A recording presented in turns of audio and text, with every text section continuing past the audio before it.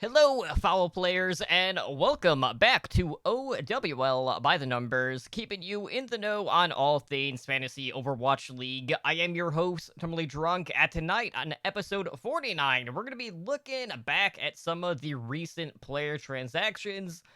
Since, it's been a month since we've actually sat down and discussed kind of like the landscape of the Overwatch League as well as foul as a whole. We're going to weigh in, of course, with these new additions in regards to their stock value when it comes to Fantasy OWL. We have another change that happened for hero pools, which will hopefully be the last change that we're going to see because that has just been an ongoing cycle and it seems to change on a week-to-week basis on that front. And of course, we will make our picks for some of this weekend's marquee games. So before we can get into the news and introduce you to my co-host, let me just quickly take a moment to thank everyone who is joining us tonight on Twitch for our live show, and of course to thank all of our repeat listeners out there. So joining me tonight, we have the three-man crew up first. We have Big Head Ed. Ed, there's a lot of real estate up there, not as much as what Sideshow has been doing as of late, but how has the past month been treating you, man? It's been pretty good. I mean, I get it. Sideshow shaved his head, but he's just trying to be mean. So And he can't be that smooth-brained. yeah, he can't be. Wait, was that on this show I got that, or on Heroes Never Die? I don't know, but I'm That I sticking got with the it either way. smooth brain. I got a smooth brain podcast review. No, it's been good. It's playing a lot of different games. Started picking up Sea of Thieves to add on to Warcraft, to add on to Overwatch, to add on to Apex, to Hearthstone, to Legends of Runeterra, on top of 4 podcasts. I'm fairly busy.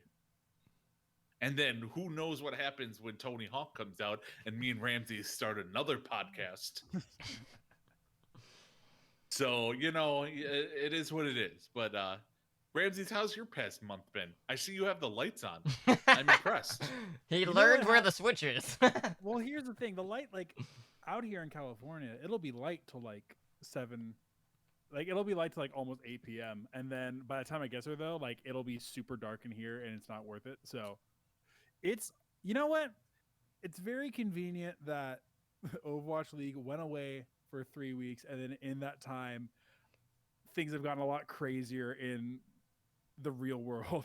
Mhm. So it's been a weird month or so. Not weird. It's been a very interesting month or so, but happy to report that I'm safe and everything's going well. I've been trying to get back into Overwatch a little bit lately because I've been spending most of my time playing Teamfight Tactics, and nothing reminds you how frustrating Overwatch is when my jaw is sore and I have to actually stretch my jaw out before I go to bed, or else I'll grind my teeth in my sleep.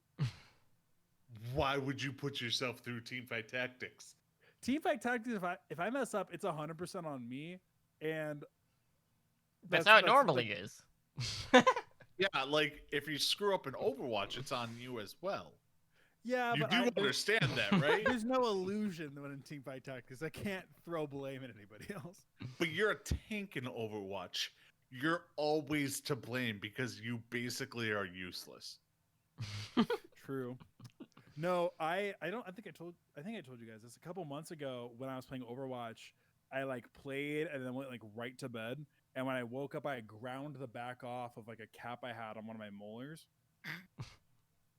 So what you're saying is Overwatch is bad for your health. Overwatch is kind of bad for my health, but Mhm. I'm happy to be back. Happy that we get fantasy. We actually have a regulated schedule for 3 weeks again. Thank goodness. For now. For now, Until it all I changes. am not counting the chickens before they're hatched. they did say this is the quote unquote final hero pool update. Mm. So So you don't believe them because I don't. I look, if there's anything we can agree with in Overwatch and Blizzard is that no one ever really knows what they're doing. So we'll see. I think I'm glad with the changes that are happening and with the new format that's coming out, and I'm excited to cover it.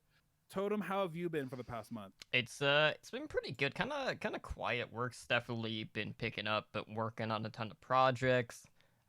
Been busy doing movie reviews for Hand of Scare, getting all that stuff situated. Haven't started my cosplay project for Flashback Weekend as of yet, but definitely been a lot of Hearthstone Battlegrounds here as of late with the addition of pirates as a new tribe. And there's a new hero that dropped today, which I'm anxious to try out. Probably not tonight, because, I got a double feature after this, but I'll definitely be checking that out tomorrow. But fantasy-wise, we were a two-man crew for our Draft Royale this past weekend, since someone here forgot to register. You know what? And you gave me days. It wasn't like it was right before. I had a couple of days to get into the contest and to actually do it. And then I was like Friday night, I'm like, yeah, for sure. Like I'll get this, no problem. And then I crashed out, fell asleep, woke up 9 o'clock the next morning being like, crap. Well, I guess I'm not playing this week. So yeah, see, so it's like a normal week. Yeah, so here's the thing. Like, at this point, we're just accustomed to Bob not joining the Draft Royales. And then when Ramsey comes in and just decides not to join for whatever reason, then it's just like, wait, what? We've never just had, like, a two-man league in that front. But, Ed, you and I only put up, like, it was like 600, 620 points this week. Mm-hmm. And we both kind of like went all in on the Sparkle debut, since Sparkle was only at a net cost of 20. So that kind of left us with quite a bit of wiggle room to kind of like have fielder's choice, so to speak, in regards to who we could select for the other slots, since it did buff up the average that we could use for the remainder of the 5 slots there. Yeah, no, like we went in the Sparkle debate. I'm looking at the scores now, and I mean, like, we both tried to take safe DPS picks. Like, I took Decay and you took Yaki. And Yaki performed a little bit better than Decay, but not like 15 points. Right. So nothing crazy. And like, I took Hanbin and Gargoyle, who I thought were pretty safe bets, and you took Space and Void, and they performed pretty similar. Where the difference was is I took Jonak and Funny Astro, and you took, Bedosian, who didn't really do a whole lot, but then you took fucking Fielder. I mean, he did say fielder's choice, so Yeah, that was purpose. Had a day. Like, Fielder was the highest scoring team, the highest scoring player out of all our players that we had. I mean, Sparkle was second. Sparkle did great. Now, Sparkle also played 5 maps.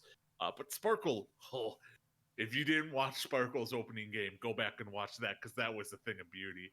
That Genji, the Ana Nano Genji, such a thing of beauty. Which, by the way, guys, they did push through that Genji buff onto live servers that was on the experimental card a couple of weeks ago, along with the Hanzo buff.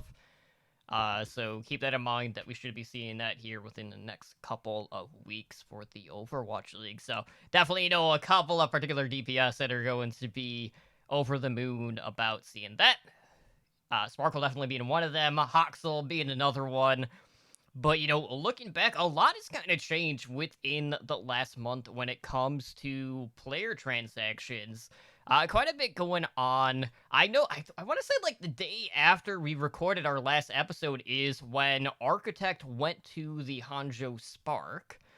I think we were like, this is like 99% sure gonna happen, but like we didn't say it like for sure it was.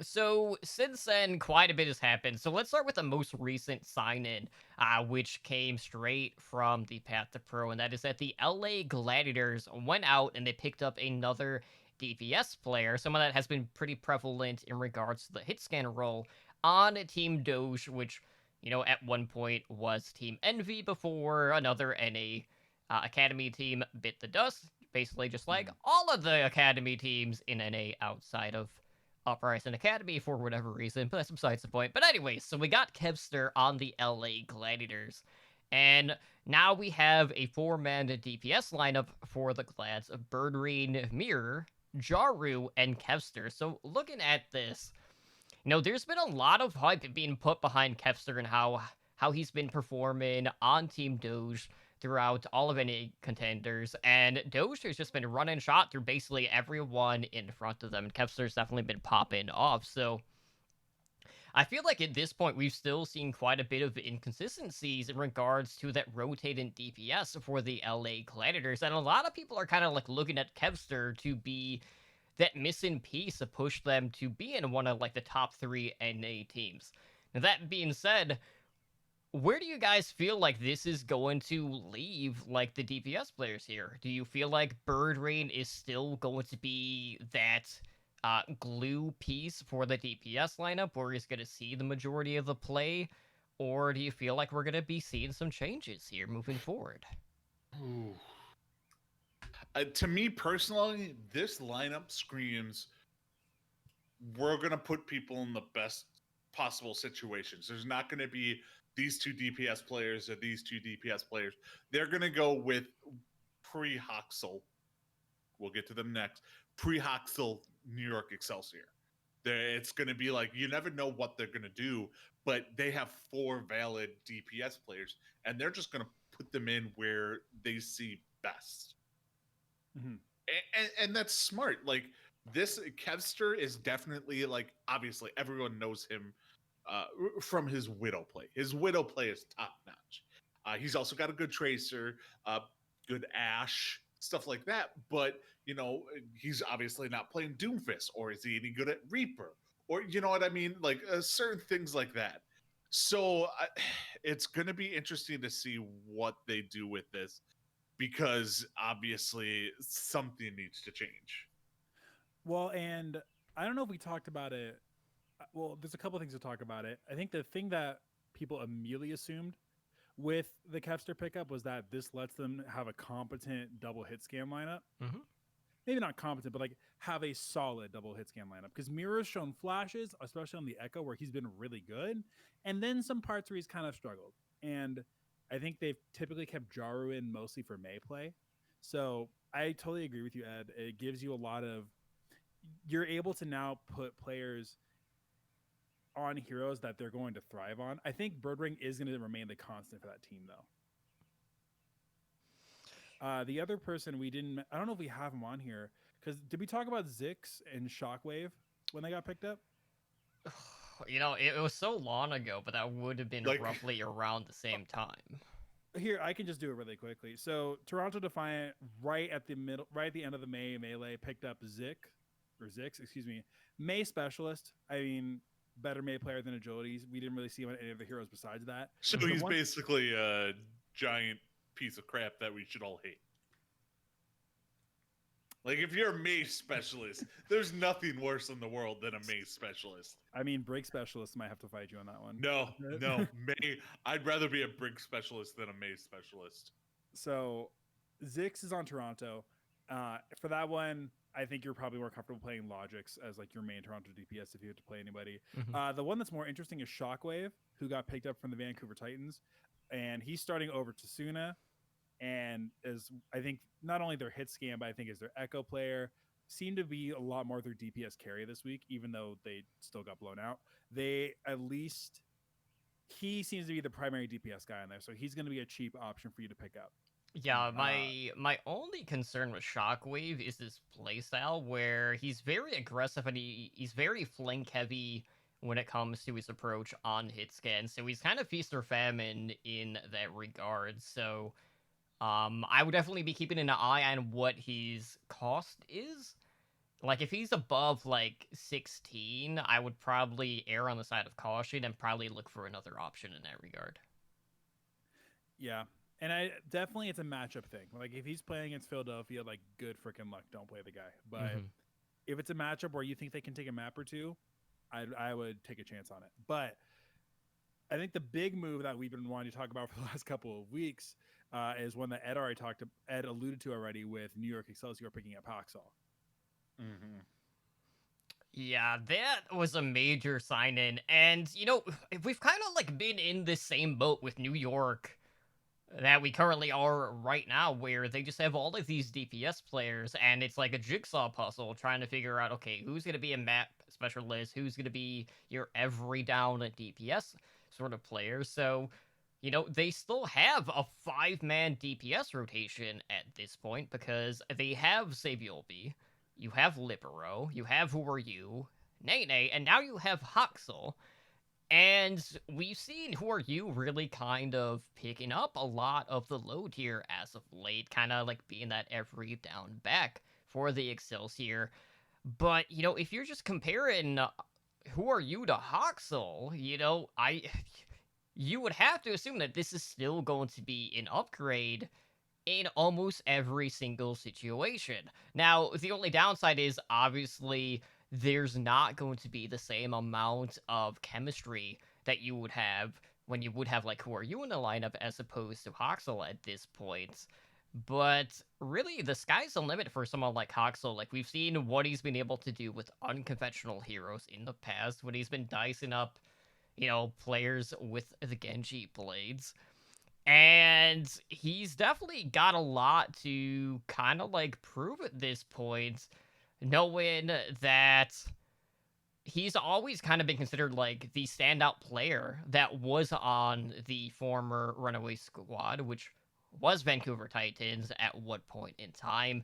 And you have to think, like, at this point, he's going to be fighting for every inch on your Excelsior, knowing how much talent is on that team. So that's going to be a thriving environment for the DPS.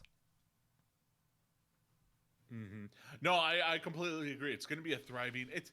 I can't see a situation where Haxel isn't like the mainstay.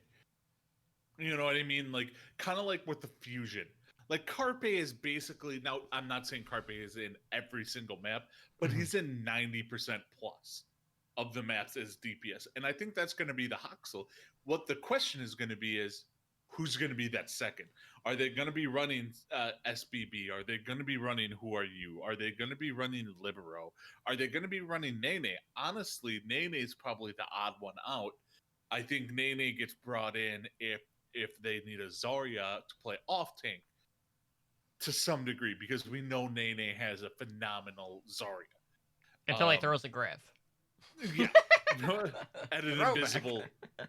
But you know what I mean? Like, it's definitely something I think that they need to kind of figure out. I'll be interested to see how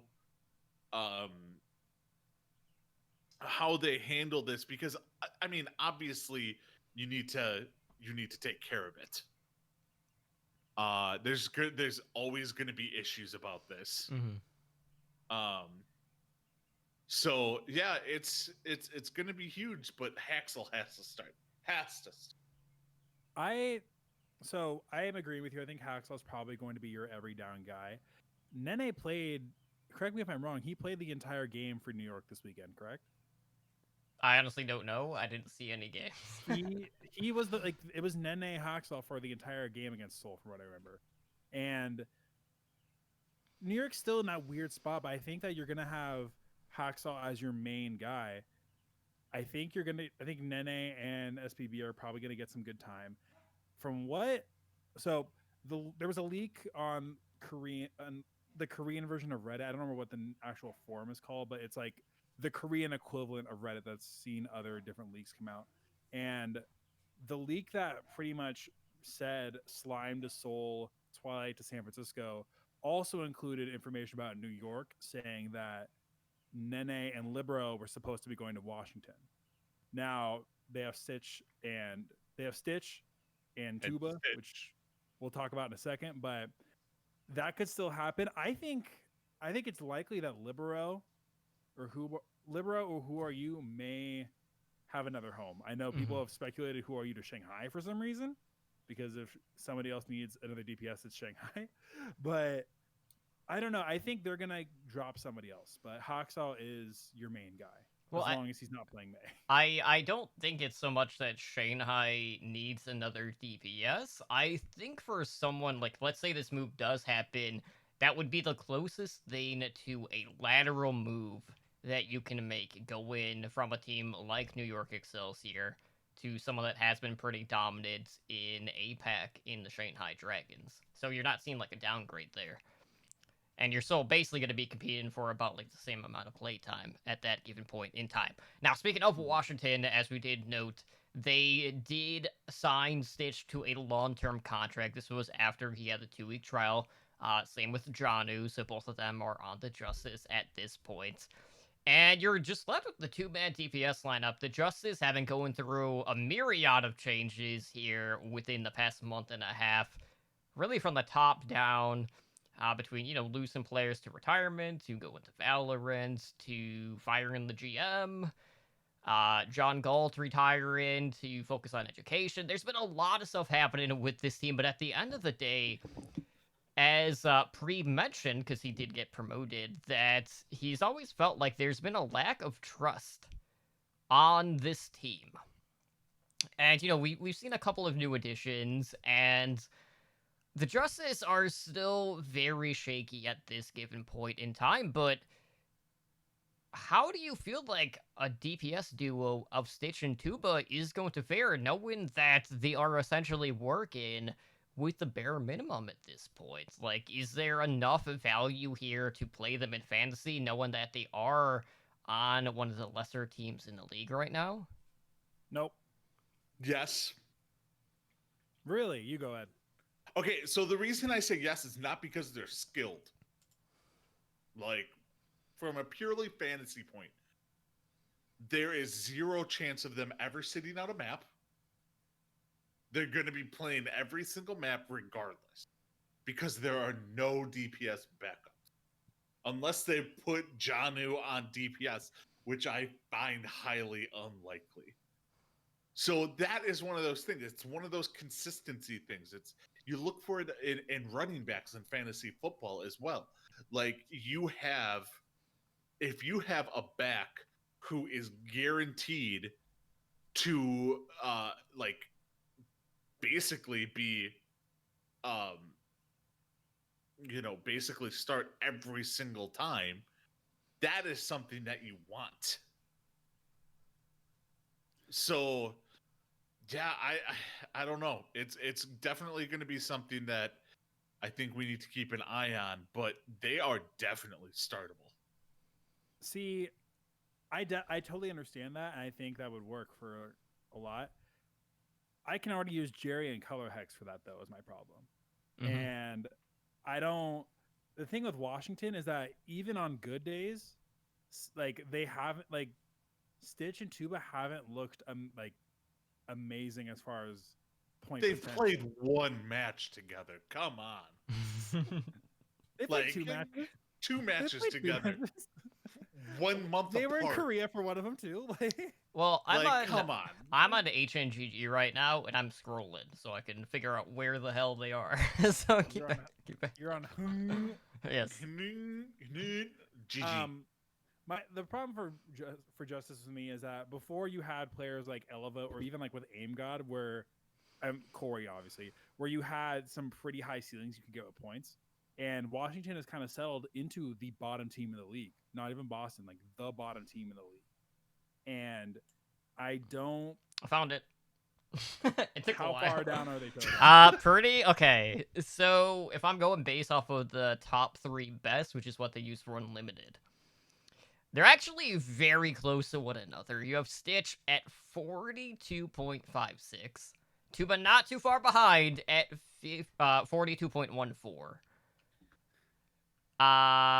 And the top, there were only 2 players that put over 100 for top 3 total this week on High Noon. Yeah. I was going to say, like, Decay had 50 some odd points. Right. Yeah, so this could get better until they move on from Roar. Personally, I don't know if it will, but I see the snark, Ed. But I was gonna make a Katy Perry reference. no, I do not want to hear them roar. But You're gonna hear me roar. I feel like there's better options that you can get from Boston than you would on Washington, personally. Now the thing is, it's skewed this week because Boston played Paris Eternal and they went to 3-2, whereas Valiant got 3-0'd. So Valiant 3-0'd, yeah, Washington. Yeah, so like the Uprising had 2 more games But this week. the Washington But- DPS were both 80th in the overall rankings for the week. That's I get That's that. rough. As long as they don't get 3-0'd, I think they're middle of the pack. I think they're going to get 3-0 pretty consistently because they're playing San Francisco next. Then they're playing LAG next. Oof, That's the brutal. thing. Like they're not. it's a rough stretch. I don't. That is pretty brutal. I hate to say this. I can't play Aim God anymore, guys.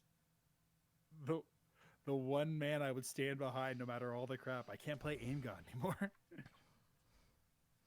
Yeah, so there was one other addition that I do want to talk about, and that was with the Dallas Fuel, who went out and they acquired another main support, that being Paintbrush from the LA Gladiators. Now, Ramses, I know you've been a huge proponent of always starting Crimzo. Always. Crimson. I can't imagine that, regardless of any sign-in on this particular like support line, that is going to change. But we have seen a lot of variance when it comes to the fantasy totals for the main supports.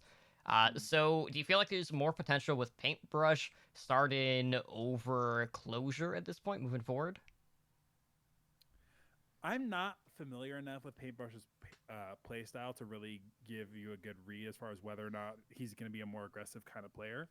I will say they are playing Vancouver this week, so if there is any time he would get a lot of points, it would be this week if you need a cheap option.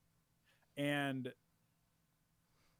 I don't know. I'm interested to see where he goes from here because it seems the narrative I've heard from, I guess, like what seems to be coming out from the team is like, no, like they're equal. Like we're gonna play them both. And then when we talk, like when we've talked like to Spider and other like Fuel fans like on Discord or on Twitter or anything, the main thing that people ask for is we need a new main support, and everyone wants Note out of there. So at least from who we talk to, I don't know if that's a consensus for the entire fan base, but from the limited base that we talk to.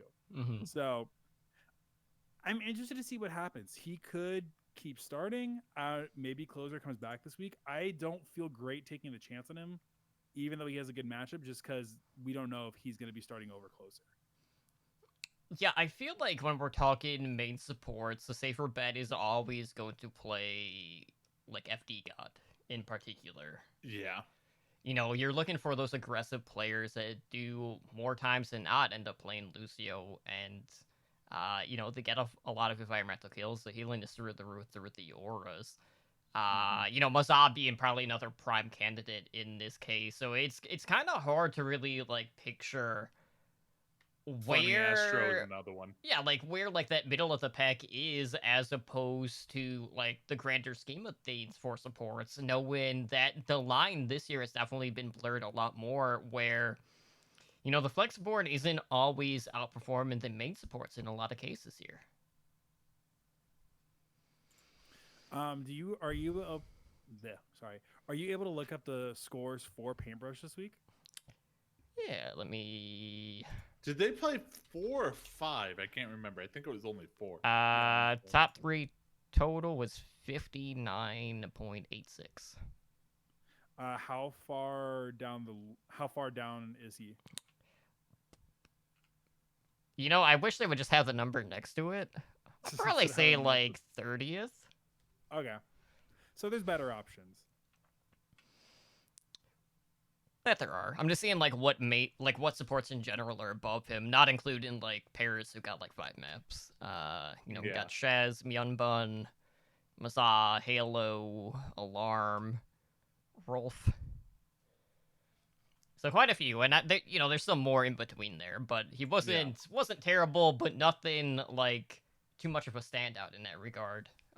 Unless he was like a super cheap option. Yeah, I mean, Halo's available, and Halo's gonna play. Yeah. The only thing is we're past the point of like fantasy leagues, and now we're on to daily. That's just what we're at now. I think that's a product of basically everything we do. Is, it's one of those things where we're always gonna, um, you know, hope that regular fantasy is gonna be a thing, but really all we really have is standard or daily at this point, because the league allows it to be that way. Like, we can say pick up this person, and then we're just like, really? No, let's not. Like, I don't know. I think people are a little torn here. And like, we say, okay, we'll pick up paintbrush or anything like that. It's more like, what do we need to do to get them in our daily fantasy league? Hmm. Like, Sparkle this week was an obvious start in every format of daily fantasy. Right, just because his numbers hadn't adjusted as of yet for his Exactly. cost. Like, you're just like, the first thing you do, go to Sparkle, pick up, you can do whatever you want. Type of thing. Paintbrush, depending on how he is priced next week, if he's priced super low, he's a very, very good pickup, because oddly enough, right now, main supports are putting up fantasy numbers close to flex supports. Yeah, and there are points in time too where we have seen even some of the lower end costs being like 13 or 14 for main supports too. Mm-hmm. All right, well, moving on, let's talk about hero pools for hopefully the very last time on any Overwatch podcast. No, we're not talking about that. You know, like Ed and I were No, like, okay, this no. is it on Heroes number 9. And here we are a week later. But anyways, so hero pools in the Overwatch League are going to be lasting 2 weeks before they rotate, and after each 2-week hero pool period, the next 2 weeks, including tournament matches, will be played with no hero pool in effect. Now, I'm going to say exactly what I did on H&D and say that the way that they phrase this entire rule set is very poor. But basically, right now we're in the second week of this hero pool, so we don't have Echo, Sombra, D.Va, or Brigitte in play. That was both for week 19 and also week 20 of these qualifying matches for their summer showdown. So next week, no hero pool. So keep that in mind. But basically, the way that they have it is, it's like on for 2 and then you're off, and it just keeps swapping back and forth. And then like any sort of playoffs, any like tournaments will be played without the hero pool. So I hate how they worded like this entire thing, because they're like, oh, well, in bracket play or in tournament format, guys, like, just use basic terminology. You're just gonna end up confusing everyone with the way that they have it laid out. But when we talk about Fantasy Overwatch League, obviously there have been certain players that have kind of been hindered by hero pools because a player hasn't had the same amount of flexibility as, say, another player on that team. So there were a lot of occasions where, a potential like star DPS player would be riding the pine because they didn't have what was considered to be meta at the time, regardless of, what the hero pool was on a weekly given basis at this point. So do you feel like with the lesser impact being felt by hero pools, that we will start to see more of these map specialists coming into play moving forward, or is it kind of going to continue to be more of the same with what we've been getting here as of late? That's a loaded question. Like, I think we're going to get more of what we have right now. Like, I want to say we know what's going to be going on with all the phenomenal hero pool adjustments that they've been making. And by phenomenal, I mean Nauseated. Yeah, that's what I was looking for. Nauseating. No, it's just I want to say this is their final rendition of the hero pools. And you know what? They did what I think everyone wanted them to do is increase it to more weeks. Mm-hmm. 2 weeks isn't going to be enough. It's going to be an adjustment. Maybe in 2 months they're going to be like, well, we're going to go to 3 weeks. You know what I mean? Or maybe for next season they're going to go to 4 weeks. We don't know. They in their announcement they said the No. last. So no, I'm agreeing with you because they could say that however many times they want, and then we're still going to get changes. Mm-hmm. I don't doubt that if it's not changed again this season, they will change it during the off season, probably drastically.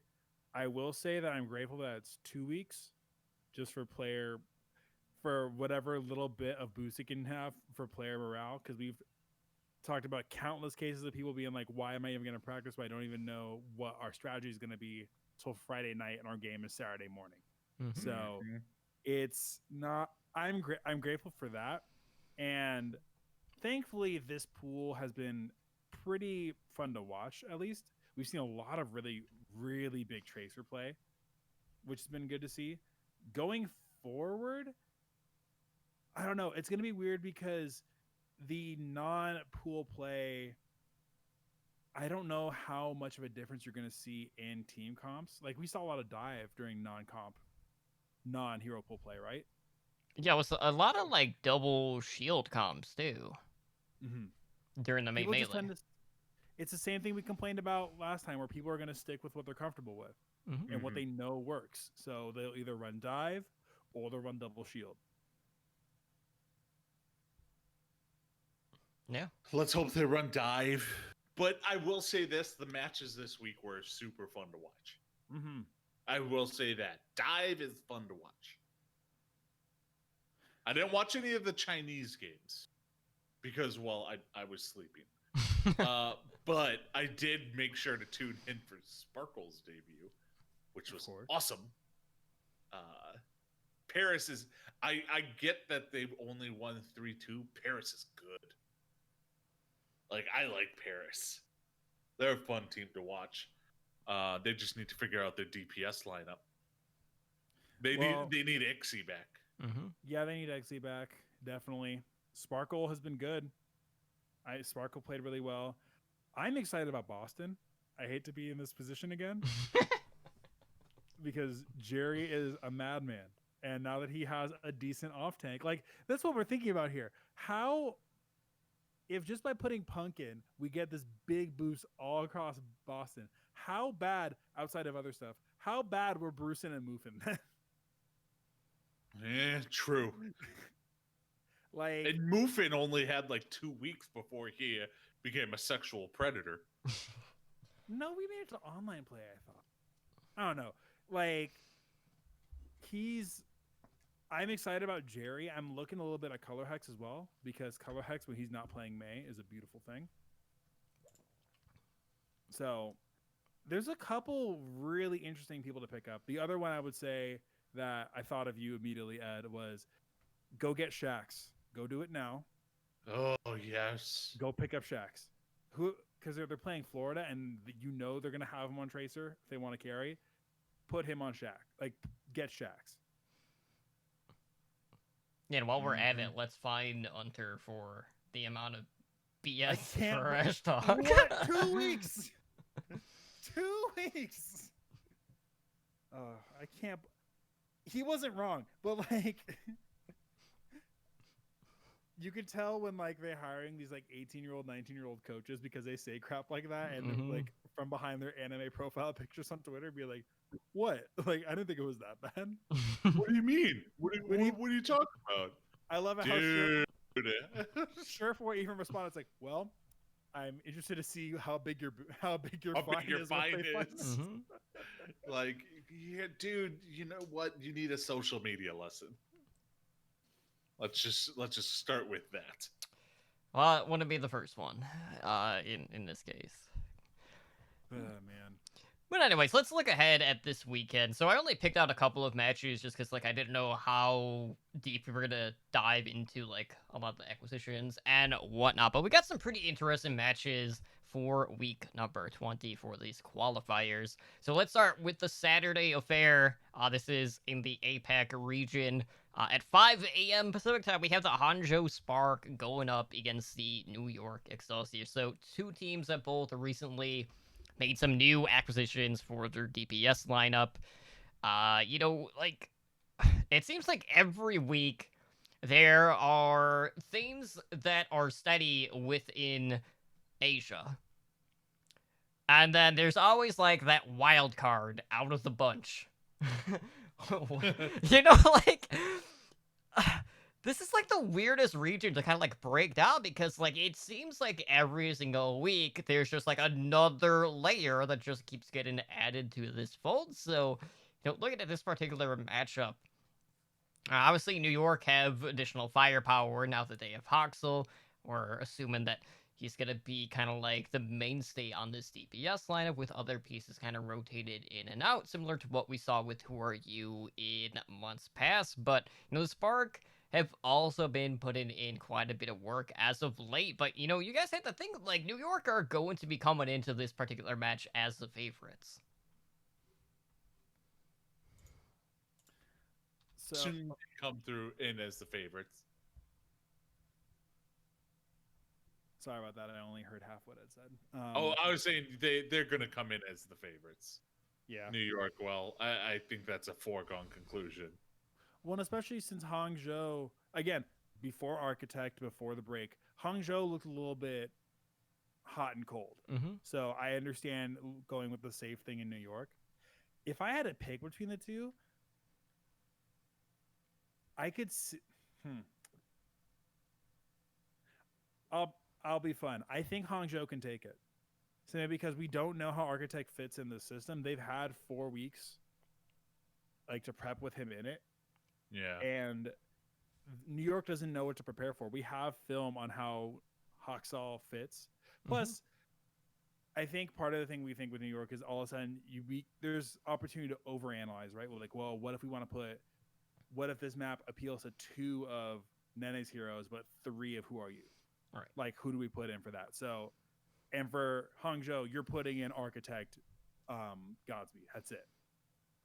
Yeah, we've also had the situation with New York where we felt like, okay, now they have all the pieces that they would need to be a championship caliber team, and then you're just not able to amount to the sum of their parts too. Mm-hmm. Yeah.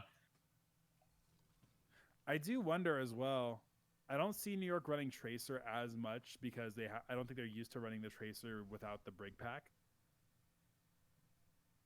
All speculative because we haven't seen them play Tracer, but I think Hangzhou could do really well on it. I think it's going to depend on, if I had to make the call, it's going to depend on what their off tank play is like, because we know Rhea has typically been a diva player. We haven't seen that much. I mean, his Sigma was good, but is his Sigma going to be able to beat Hot Buzz?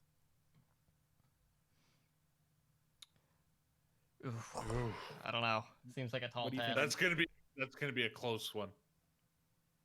Give me your take, Ed. I don't know. I'm interested to see how Architect plays with the Spark.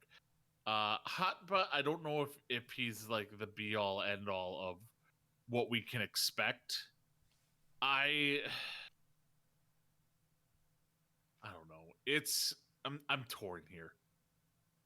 Like I want to say that New York is just going to mop the floor with them, but I also don't think that's actually true.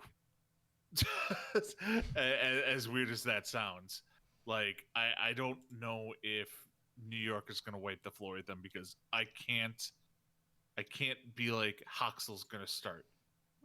Hot, yeah, he's going to probably do fine, but I don't know if Hoxel's going to start. I don't know if they're just going to be going back to the SBB liberal lineup that they had been running. Like, we just don't know what New York is going to do. I think we're pretty certain what the Spark are going to do with Architect alongside Bebe. I think that's kind of a foregone conclusion, but we don't know for sure. And that's the scary part. Like, we just don't know what's going to happen. And you know what? I would probably, as much as I want to say the Spark are going to win this, it's probably going to be. Yeah, it's probably going to be the New York Excelsior that's going to win this one. So I feel like I- the oh, go ahead. Oh no, I just was gonna say I'm like, I don't know. I don't know who's gonna win it really. Yeah, the other match that there's kind of like a lot of hype around is that Sunday matchup at 2 p.m. Pacific time between the LA Valiant going up against the Florida Mayhem. Now, I know, like, kind of like going in, we probably wouldn't have had like too high expectations in this particular match, but the Mayhem have definitely been on a surge as of late. They did well in the melee. And this has really been a team that's come together over the course of the season, as had the LA Valiant here, who, you know, another team kind of like going in. Expectations were pretty low, knowing that they, you know, didn't necessarily go after like the biggest like name value when it comes to the talent that they brought onto this team, but their DPS has really been like punching a hole through the wall kind of like every step of the way this season. So there's some pretty like hefty expectations in regards to like the firepower on both of these sides, and both of them are kind of coming into this on a little bit of a streak of their own. So who you guys favoring in this particular match? Do you favor that consistency that we have seen out of the Mayhem as of late, or do you feel like the firepower is going to be too much for the Mayhem to handle up against a team like LA? I still like the Mayhem on this one. I think they're running better as a team. I think the Cinderella Valiant, while they're good, don't get me wrong, they are very good. I don't think they are as dominant as some people might think. I think the Mayhem are the real deal. I think Yaki is having an MVP caliber season. You know what? That Gargoyle is still being Gargoyle. Still one of my favorite players in the league. Valiant are the sweethearts like of the league. Mm-hmm. Like that is what we're getting out of them, and I can't complain about that. Like I think it's a really good thing.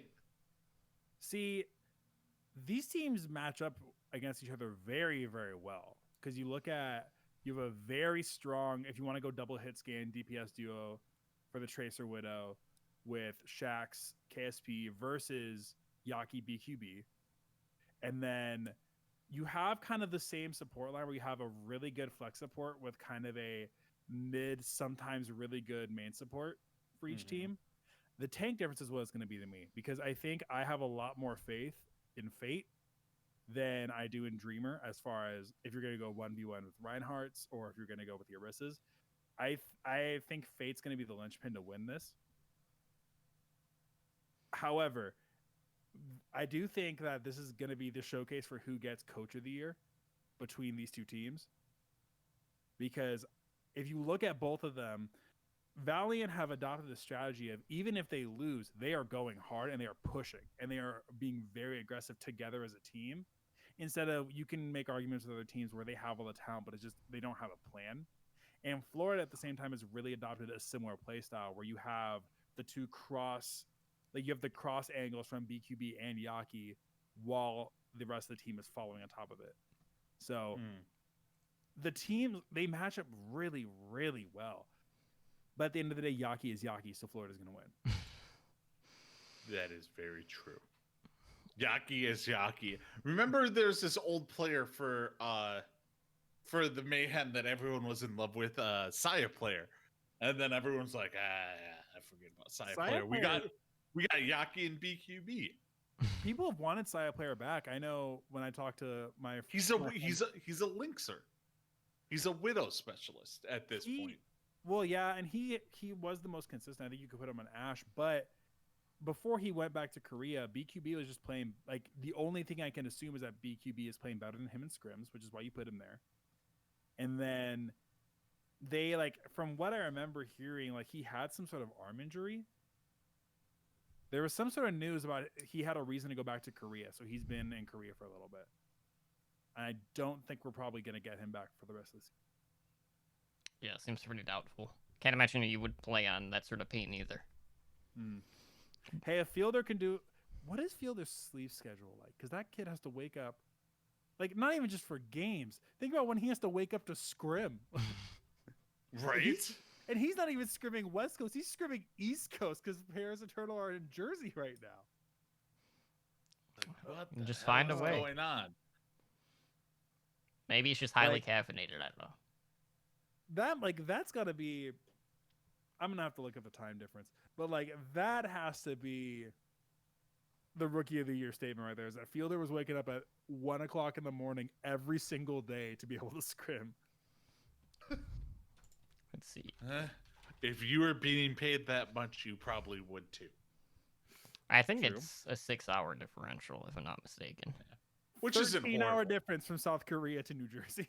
Oh, it's South Korea. I was for some reason I was just You were thinking thinking Paris. France? Because they're, yeah, Paris. Yeah, exactly. But yeah, Oh my gosh. Fielder for Rookie of the Year. All right, that seals it. That seals it. Wait, then for me. 16-hour difference? 13-hour 13. difference. Well, shit. That's enough time to sleep. Like, think about it. Let's say they start screaming at 10 a.m. Dude's like, all right, I gotta He start might- screaming at 8 p.m., 7 So- p.m. He's probably just doing that kind of sleep schedule where he just sleeps all day and then is up all night. That's the only thing that would make sense because there's no way there's no way he is putting up this kind of performance consistently week after week and then sleeping 3 hours a day. Maybe in manga, but not in Overwatch League. Mhm. All right, fair enough. So outside of that, are there any other like particular matches that you guys think are like high for like fantasy potential for point differentials here? Ooh, let's see here. I think Shock Paris is going to be a really close game. Just because, like, I think Paris is going to step it up a Wait. little. When do they play Paris? Oh no, they Em- play. Yeah, there we go. I didn't see it. Get That 2 gray o'clock- logo, dude. 2 o'clock Saturday. That gray logo. I miss it every single time I scroll through here. I mean, all the rest of the games seem like stomps. Outside of like, I'm not I judging the think- Chinese games Yeah, because I think I the don't only watch enough one. of them. I think the only Chinese game that you would consider probably to be pretty close on paper would probably be Charge versus the Spark. Outside of Maybe that, I Spitfire Hunters. Spitfire have put up really good fights against Shanghai. Then they get 3-0 the next game. But Mhm. like, They've only played 2 matches in 5 months. Like, you can't judge the Spitfire on anything. no, Spitfire I think have like. I'm playing Glister if he works out my prices. Just Glister though. Like that's Mhm. But like, you look at the other games: Atlanta, Toronto, Atlanta, Gladiators, Houston, Gladiators, Fuel, Titans, Fuel, Boston, Fusion, Fusion, Can you Valiant- imagine if Boston beat Fusion? Valiant Mayhem. We talked about, and then Justice Shock. Like, the NA games this week kind of suck. Okay, what do you guys think? What's the total time going to be for that Justice Shock game? Is it going to be under an hour? Is No. it going to be like the last ones? Where Hour 14. is it going to be like those last ones where they artificially extend the breaks? It's, oh yes, please show us all. Like, super stoked about the frag movies, but please show us all 5 frag movies again one more time. We're on a 30-minute halftime. The fuck you say? Like, So something I would say, I think we can officially put the stamp on it. Don't start Erster. no. Why No. would you start Erster?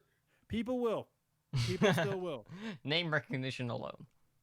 People will start Erster. Don't. He played 1 map, maybe 2 maps against Gladiators, and it was not worth it. Don't start Surefour either. Unfortunately, Again, why would you start Surefour? because there are people who will. Why would you start any Toronto DPS players. I'd start Logix if he fits in my I team. wouldn't. I would not start any of them because the thing is, you don't know who's actually playing. All right, so this weekend isn't that the Battle of Canada or some shit like that? That was last week. Was that last week? Yeah, Uh, Toronto that was won, last and week. Logix played the whole thing. Is why, like, I still don't. A reject from Florida Mayhem season 1. I don't know if you could call him a reject simply because he wasn't Korean. Like that's From season 1, they got rid of everyone on that team. who wasn't named Tavik, and that was only because he drove the freaking bus. Like, Probably because he had a contract. But yeah, I wouldn't start it. I don't know if I'd start anyone on Toronto at this point. not even Nevix. I don't feel good about Nevix. Well, No. I mean, if you listen to Reinforce, Nevix was the best off tank this season. Coming Doesn't show into in the the game. season. Coming into the season, Nevix was the best off tank. Just throwing that out there. Best off tank available because No. Shoyo Bin would like to No. disagree. Reinforce went on a rampage about how Nevix was the best off tank in the game, and I'm just like, oh my god, you're You an know, idiot at this point. That man will defend Swedish Overwatch players to the death. Mm-hmm. And he has. It Mhm. could But be the death of anyway. him. So with that being said, guys, it is that time to close out the shop for tonight. So if you guys want to help us out, please do us a favor, head on over to iTunes and leave and write us a review. We are always looking for constructive criticism in how we can improve the show to make for a better listening experience. So again, like, we are back at this point. Next week is episode 50. Woo, we did it. Is What- it 50 for us and like 8 for Bob? I sure, we'll go with that. That seems like a good enough Episode 8 number. for Bob. Bob is presently packing right now. Yes. So, So he couldn't join us. if Bob shows up next week, we just exclude him from the festivities, right? Like we just put like Be like, a Bob, come back to BRB us picture in or something 42 over his episodes. webcam. Yeah. But anyways, yeah, we're always looking for ways to improve the show. So please reach out to us, and of course, you guys can directly support us in a couple of different ways. So Ramses, why don't you take it from here? Yes, sir. There it goes. Had to make sure I sent that. All right. So the best way you can also help us out is by considering pledging to us on Patreon. It helps keeps the lights on, helps pay the bills. And if you want to do that, you can do that through patreon.com/OWL network. That's where all the information is. That's where you can see all of our benefits and rewards. And tiers just start at $1 a month. $1 a month, excuse me. So it's super easy to join in. And you also can become a patron and join the likes of our master and above patrons like Daniel, Owl, I know it's not Kesha, Kesha, Agent Life, and 044, and helping our network grow. Yeah, I never knew that those $1 patrons, controlled the California weather and how much sunlight just comes to your room there. But anyways, if you guys want to contact us, Kesha's really strong. I'm just saying. yeah, apparently that's what it is. If you guys want to contact us, of course, you can do so a number of different ways. So Ed, please let them know how they can do that. All right, you can reach us through email at contact@owlnshow.com. We are on Twitter, and that's at OWL by the numbers. We do have a website you can reach out to at www.owlnshow.com. We are on YouTube at youtube.com/Overwatch League Network. You can come join us on our Discord at discord.me/OWLnshow. We are on Twitch. We stream there at twitch.tv/OWLnshow. We are Twitch affiliates, so help support the show by subscribing to our channel and earn our network emoticon. Our podcast network streams pretty regularly. So we have the Overwatch League Network, which airs Mondays at 6 p.m. Pacific. We have this show, OWL by the Numbers, airs Tuesdays at 6 p.m. Pacific. Heroes Never Die, the variety Overwatch show that Totem and I do, airs Wednesdays at 5 p.m. Pacific. And then Tavern Tales, the Hearthstone Battlegrounds podcast Totem and I do, airs Thursdays at 5 p.m. Pacific over on twitch.tv/Tavern Tales HS. You can find me personally on Twitter, and that's at Edinar83, or on Twitch at twitch.tv/Edinar. Ramses, where can we find you at? You can find me on Twitter at Ramses_OW. You can find the show I do with Labosco at PushPointPod. Totem, where can they find our other host and you at? Well, you can find Bob occasionally tweeting boomer stuff on Twitter at Blazin_BOB. That is BLAZZIN_BOB. And as for myself, you can find me on Twitter at TotallyDrunkCTR and also on Twitch at twitch.tv/TotallyDrunk. So with that being said, guys, I do want to thank you again for joining us on our return episode of OWL by the Numbers, episode number 49. Be sure to sign up for your draft royale, set your lineups, all of that good stuff, and we'll see you guys back next Tuesday for episode number 50. Take care and have a good night. Peace Don't out, forget- y'all. Don't forget to set your lineup.